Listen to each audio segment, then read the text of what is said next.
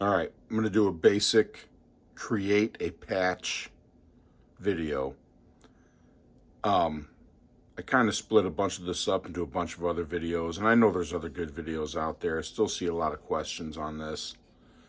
So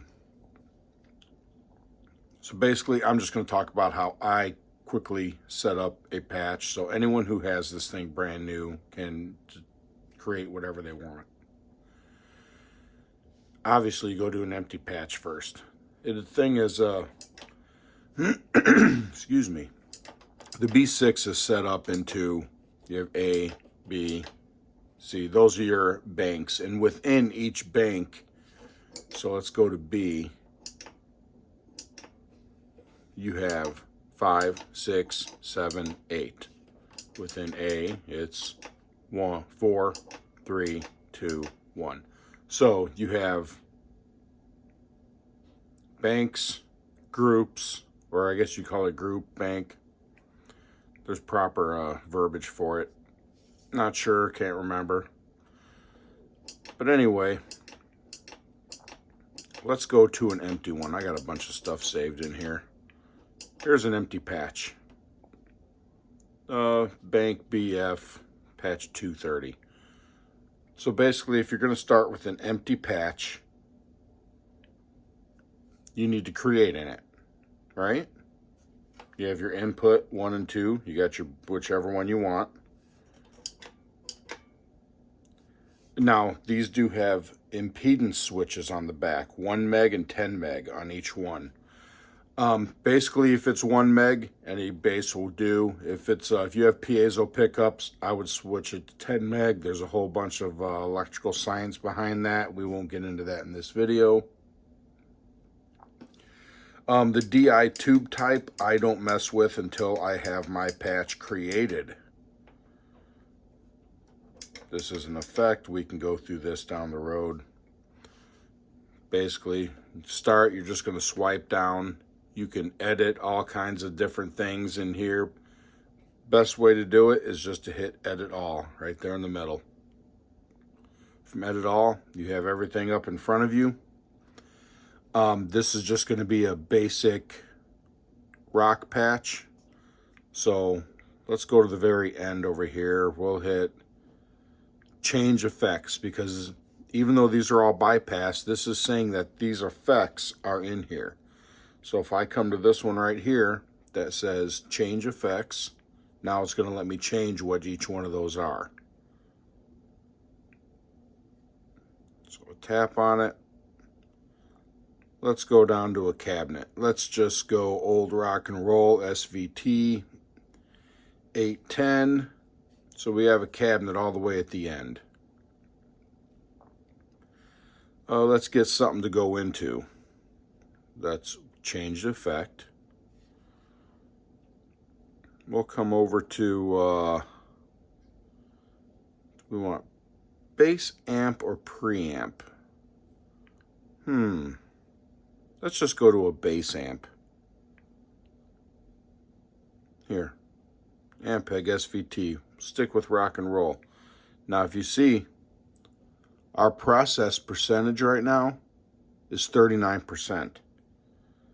That's how much the processor can handle, like how much information it can take. Which the downfall of this is where it really lacks, is the amount of processing power.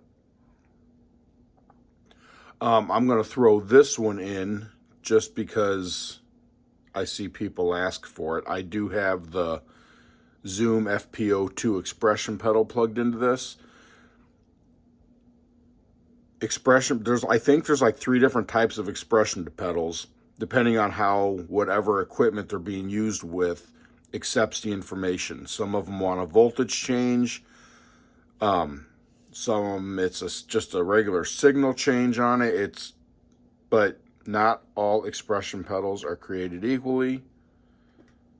So I just recommend with this, get the Zoom FPO2. I think that's what it is, FPO2M maybe. But I just stuck with the Zoom expression pedal. So let's just make this let's just change effect, because we have 3 more left up here, because the amp took 2 spaces. And if you scroll down, you'll see pedal. If you hit pedal, these are the only effects that the expression pedal is going to affect. Manipulate, we'll say manipulate. Output volume, you got all bass wahs. So if I just hit pedal volume, it's always a volume pedal is having. It's always nice to have a volume pedal. So now we have a volume pedal in here. So you can have that before the cabinet, after the cabinet. The way I use them, you can drag. I would actually put it in the back because when I want it to kill my whole signal. I can adjust the bass farm. It just depends on how you're looking to use it though. So let's change effect. Let's add something else into here. Oh, still at 41, so we can do whatever we want. How about we add some modulation? Let's add a super chorus. Okay, so now we have a chorus in there. So now we pretty much have created a patch. You can change the name under edit all. That's why I like the edit all feature. You're not going back and forth. Everything's right in front of you. We still have a bypass in there. So if I wanted to just get rid of that, we can hit delete effects, hit the X, and now it's gone. It's only what we have on here is there. You can add effects. See, it just puts another into it. But from the edit all screen, now we can just come up and we can name it whatever we want. We'll just call it an easy patch. You are limited on the characters. I'm not sure the number, but I'm actually surprised that all of that fit up there. We'll hit enter. And that is pretty much all it takes to create a patch. I mean, it's pretty self-explanatory once you play with it for a while. And then once you have something like this, then you can pick which DI type you like. Everyone has their preference. You just tap on the icon. You can adjust your bass, mid, treble. I would do all of this first. This is just my preference. I'd change all of these first. I get all of this set to how I want it. With volume, everything. I get the chorus set where I want it. Get the cabinet set. This is pretty much like 2 different microphones here. For those of you that don't know, just which the bleed you're getting.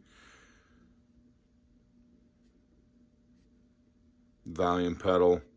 You can set the max. So I can set to where if I'm all the way down on the pedal, it's only 39. Or if I don't want it to cut all the way out, if I just want to bring it down a little bit, let's say I don't know, whatever, 80, max 100. Either way, I like the full sweep. You have a different curve on it. You'd have to hear that to understand the difference of that. But once everything is set and I have my tone happy here, then I will select the DI type on what DI is going to make it sound more to what I want it to be. Or you don't even need a DI type, but sometimes people like, if you've always been used to playing with the DI, you might want that to help color the sound a little bit. But then when you're done, you come back, and there you go. You got an easy patch set up. You can run around back and forth. When you come into it, you're good to go. These right here, now if you need any fine volume adjustments, you can play with your output signal a little bit from there, depending on how you're going out. If you're going out through the XLR, you'd have to mess with this. If you're going out through the 1/4 inch, there is a master volume on the back. That little master volume does not affect the XLR. It only affects the 1/4 inch signal. You can play with your lows, mids, and highs. Even if you had a second bass, you could switch over and change that to how you want it to be. That's usually any final to the room adjustments I might make on it. But that is probably about as basic as I can make it for creating a patch. And I really hope this helps some beginners with this thing. It is a great unit. Everyone should own at least one multi-effects unit to play with. As far as standalone for bass only, no guitar, this is the best one, in my opinion. But anyway, I hope it helps. Till next time, thanks everybody.